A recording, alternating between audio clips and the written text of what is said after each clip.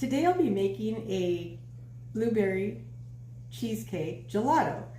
And I've always been confused about the difference between gelato and ice cream. And there's a lot of different opinions on it. But basically, surprisingly, the gelato has less fat. It feels to me like it has more fat, but it's just more dense. And some of them use eggs and some don't. Today I'm going to be making a crème anglaise with eggs. And that's always been a challenge for me. So hopefully, I don't want it to taste eggy. I just want it to be a nice, creamy, luscious crème anglaise. And then I'm going to I'm going to make a sauce with the blueberries. I'm going to cook half of them, make a nice sauce, kind of macerate them a little bit. And then I'm going to let that cool. I'm going to mix that together, but I'm not going to mix it together really well. I'm just going to give it a quick stir so that you've got some parts that have blueberry flavor, some parts that have the crème anglaise flavor. And then on top of that, I'm going to take raw blueberries and put them in as well so that it's going to freeze like that. I'm going to add a little bit of cream, but not too much. So that'll all freeze. And then when I mix it, it's going to mix together, but it's going to have different parts. That's my hope anyway. I don't want it to be one solid color of purple. I just want it to have little bits of blueberry here, little bits of white, and we'll see what happens.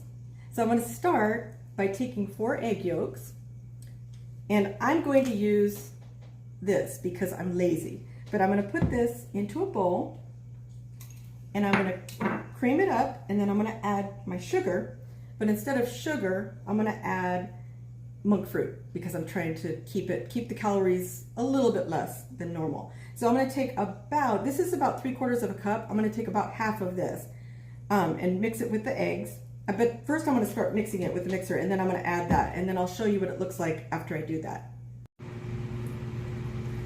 Here's how my egg yolks look now that they've been mixed with the whisk for, I'd say, about 3 minutes. They're nice and fluffy, and I added the sugar to this. So now I'm ready to make my crème anglaise over the stovetop. Over medium heat, I'm going to put 2 cups of milk in a saucepan. This is just whole milk. And I'm going to just slowly stir this, and I don't want it to boil. I just want to slowly warm it up until it's all hot, and I'm ready to temper my eggs. Now that my milk is nice and hot but not boiling, I'm ready to temper my eggs. So I'm just going to move this aside. Here's my egg and sugar mixture. The key is I need to pour this in slowly and keep stirring while I'm pouring in. So I'm going to take my whisk and keep stirring, and I'm going to pour about half, a little at a time, so it doesn't scramble the eggs. That's the goal. It's about half. I'm going to continually stir this so the eggs don't scramble. I just want a nice sauce. Now, I'm going to stop recording for a while because it'll take me a little while to get this ready, and then I'll show you how we know when it's ready. Now that this is cooked for a few minutes, I realized I was using a whisk, and I really didn't need to use a whisk. I could have just been stirring it with a wooden spoon. As you can see, it's a little bit bubbly, but that's okay. It's going to be fine. I'm going to show you how we know it's ready. I've removed it from the heat. I'm dipping my wooden spoon in, and I take it out, and then I just run my finger along it, and if the line stays, that means it's ready. So I'm going to remove this from the heat and put it back into this bowl for later. So that's going to be the start of my base. Over medium heat, I'm going to add half of my blueberries to a pan. I'm going to just kind of mash these up into a sauce, and it doesn't really matter how you do it. I'm going to use a wooden spoon, and I'm going to add all of my ingredients. So first I'm going to put a little bit of lemon juice.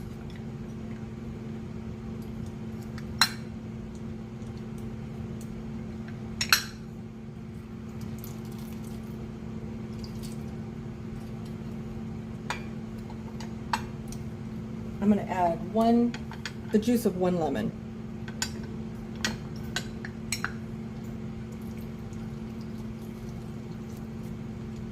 I'm going to save the lemon so I can put some zest into it.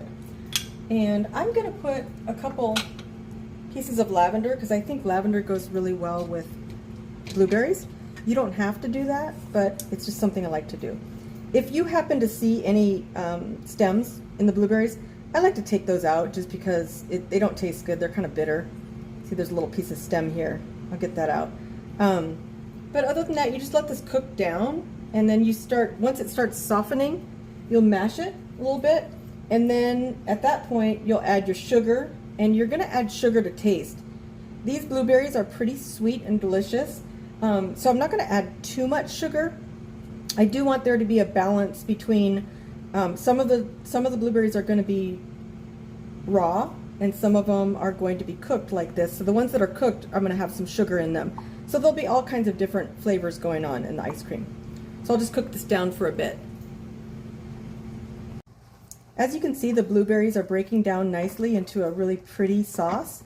Now I'm ready to add my sugar. That's probably just a 1/4 cup. I'm going to start with that. I'm going to mix this up, cook it down until there's a nice sauce going. Right now the sauce is too thin. I want the sauce to be thickened, and I want the sugar to be cooked.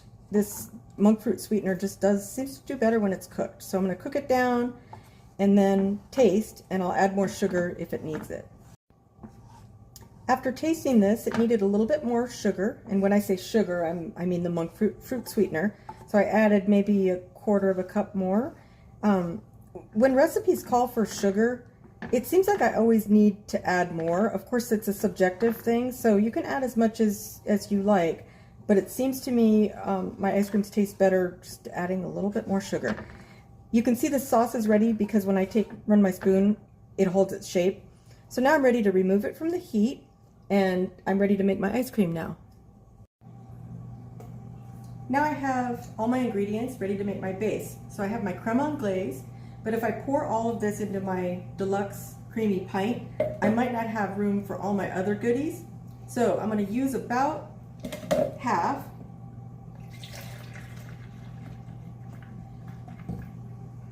And then the rest I'm going to save for another recipe. So before I start adding my blueberries, I want to get my crème anglaise set up with everything I need. So I'm going to add some vanilla.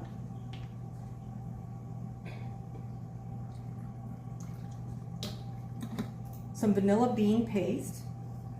This is going to make nice flecks in there. It's going to be really tasty. Just a little bit. I'm going to add some cream cheese. It's going to be a good emulsifier, and it's going to make it taste more like cheesecake.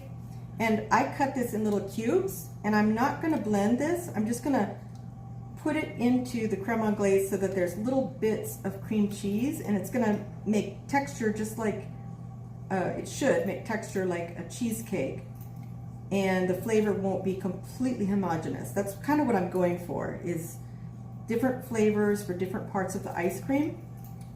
So we'll see how that turns out in the creamy. I'm also going to put in a little bit, like a scoop, of cottage cheese because it's really good at emulsification. And sometimes I put cottage cheese, just like about that much. Sometimes I put cottage cheese in my actual cheesecakes, and it's really good. So I thought it would be good in the ice cream too. And last but not least, I've got this Jell-O pudding cheesecake flavor. A lot of people don't like to put things that are flavored. They like everything to be all natural, and I like that, but sometimes I use things like this because they are really good at emulsification and flavor. So I'm going to add just a little bit, maybe a teaspoon. It has a really nice flavor. I'm going to stir this up, and then I'm going to add, actually, I don't need to stir it up. What I'm going to do, give it just a quick stir. Then I'm going to add my blueberry mixture, and I'm going to add all of that. So I'm going for kind of like a swirl. I realize that once it's frozen and mixed up, it's gonna all be mixed together. But I think if I try to keep it a little bit separate, it might work. We'll see. I know it's gonna taste good. I just don't know what it's gonna look like exactly. Let me get all of that sauce in there.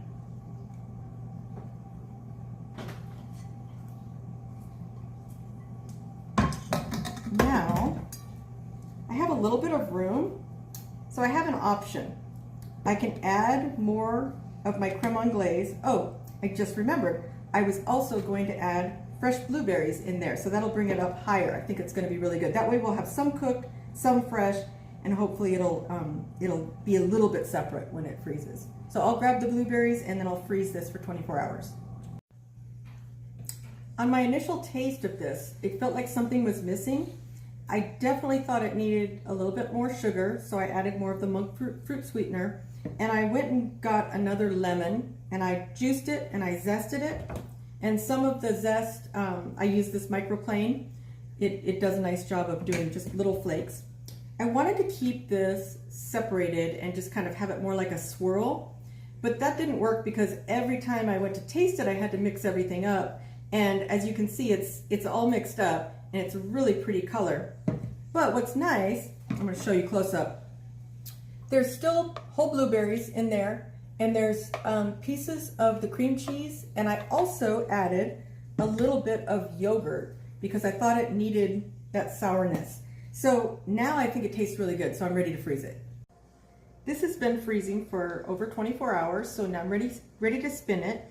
I'm going to spin the whole thing because sometimes when you have things mixed in, like in this case, I've got blueberries and little chunks of cheese. I'll show you what it looks like. I want to make sure it's all mixed together, so I'm going to do the whole thing. And this is the first time that I've tried the gelato setting, so fingers crossed that this has a nice, thick, dense texture. So I'm going to go ahead and spin this right now.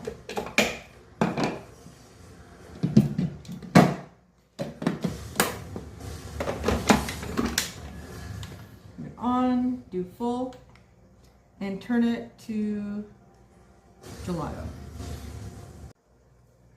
As expected, it is frosty. That's pretty normal. So I'm just going to run my spoon around, get all the frosty edges kind of toward the middle, get a feel for if I need to add any liquid. It's got a nice pretty color. It feels pretty dry. So I'm going to add just a little bit of cream. I didn't add any cream to this recipe, and I think it's fine, but since I didn't add any, I think now is a good time to just mix in a little bit of cream. I'm only going to do, I have some mix-ins that I want to use, but I guess it's not quite ready to put the mix-ins yet. So I'll add the cream and spin this, and then I'll either hand mix in the graham crackers and the blueberries, or I might use the setting. We'll see.